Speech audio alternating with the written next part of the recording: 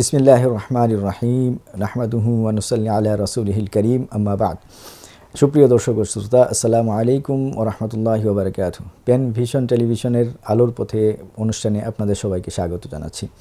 আজকে আমাদের আলোচ্য বিষয় হচ্ছে কোরআনের হক, অর্থাৎ মানুষের উপরে আল কোরআন কতটুকু হক বা কি অধিকার রাখে, সেই বিষয়গুলো নিয়ে সংক্ষিপ্ত আলোচনা আজকে আমরা উপস্থাপন করব।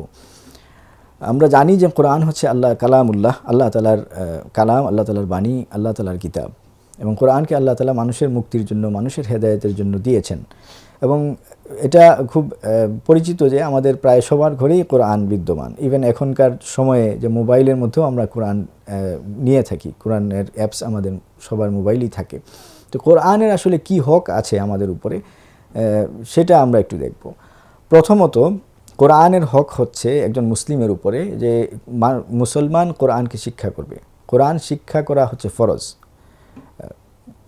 দ্বীনি ইলম বলেন আর অন্যান্য ইলম বলেন, যে ইলম অর্জন করা ফরজ, কিন্তু কোরআনের ক্ষেত্রে এটা হচ্ছে একটু স্পেসিফিকলি বলা হচ্ছে যে কোরআন শিক্ষা করা ফরজ। কারণ কোরআন যদি মানুষ শিক্ষা না করে, তাহলে যেটা হবে যে সালাত আদায় করতে পারবে না। এবং সালাতটা ফরজ, আমরা জানি সালাতের মধ্যে কিরাআতও ফরজ, অতএব কোরআনকে শিক্ষা করা ফরজ। এটা হচ্ছে প্রথম হক কোরআনের, যে সমস্ত মানুষ কোরআন শিক্ষা করবে সেটা, এবং ছোটোবেলা থেকেই শুরু করবে এবং সেই সমস্ত কোরআনকে পড়তে পারে সেরকমভাবে শিখবে। দ্বিতীয়ত হক হচ্ছে কোরআনকে তিলাওয়াত করা। কোরআনের তেলাওয়াত কেবলমাত্র নামাজের জন্য যথেষ্ট নয়, যে আপনি যা কেবলমাত্র নামাজে তিলাওয়াত করবো সেটা নয়, বরং কোরআনকে আমরা সবসময় তিলাওয়াত করার চেষ্টা করব। সালাফগণ বলে থাকেন যে কোরআনের হক হচ্ছে যে আপনি বৎসরে ন্যূনতম অন্ততপক্ষে 2 বার তিলাওয়াত শেষ করবেন। আমাদের সমাজে আমরা দেখি যে অনেকে কেবলমাত্র রমজানে তিলাওয়াত করেন।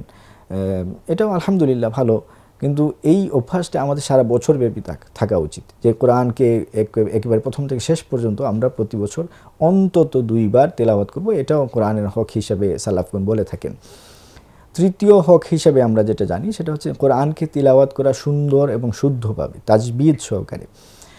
মজার ব্যাপার হচ্ছে কি, আরবিতে কোরআন তেলাওয়াতের জন্য একটা আলাদা শাস্ত্র আমাদের সালাফগণ তৈরি করে দিয়েছেন, প্রস্তুত করেছেন। সেটা হচ্ছে যে তাজবিদ, যে কোরআনকে কীভাবে শিখতে হবে, কীভাবে পড়তে হবে, সেই বিষয়গুলো হাদিসে সুন্দর লাহানে, সুন্দর সুরে কোরআন পড়ার জন্য উৎসাহিত করা হয়েছে। রাসূলুল্লাহ সাল্লাল্লাহু আলাইহি সাল্লাম সুন্দর সুরে যে সমস্ত সাহাবায়ে কেরাম তিলাওয়াত করতেন, তাদের থেকে শুনতেন। তো ফলে কোরআনের তৃতীয় হক হচ্ছে যে কোরআনকে আমরা সহি শুদ্ধভাবে তাজবিদ সহকারে সুন্দর করে পড়ব, সেটা হচ্ছে কোরআনের আরেকটা হক। আর প্র্যাকটিক্যাল বা অ্যাপ্লিকেশন ভিত্তিক হক হিসাবে আমরা যেটা বলতে পারি সেটা হচ্ছে কোরআনের শিক্ষাকে আমাদের জীবনে বাস্তবায়ন করা, সেটা হচ্ছে কোরআনের হক। সেটা সামগ্রিক জীবনে, একেবারে ব্যক্তি জীবন থেকে শুরু করে পারিবারিক জীবন, সামাজিক জীবন, রাজনৈতিক জীবন, সমস্ত জায়গায় কোরআনের শিক্ষাকে বাস্তবায়ন করা।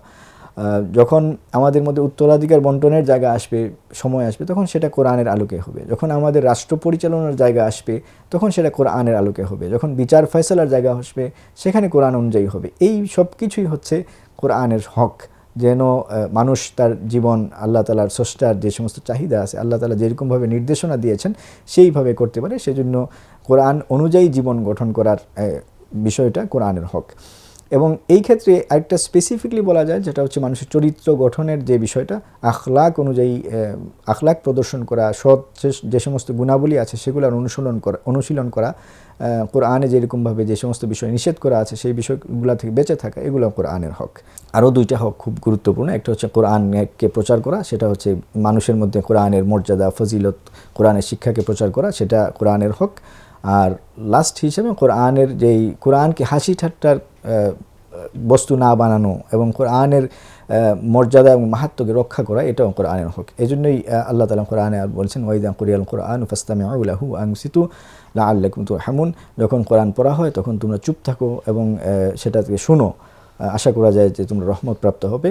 তো আমরা আশা করি এই যে সমস্ত হকের কথা বলা হচ্ছে, আমরা কোরআনকে বোঝার চেষ্টা করব, কোরআনকে সুন্দর শুদ্ধভাবে পড়ার চেষ্টা করব এবং যত বেশি সম্ভব কোরআনকে নিয়ে চলার চেষ্টা করব।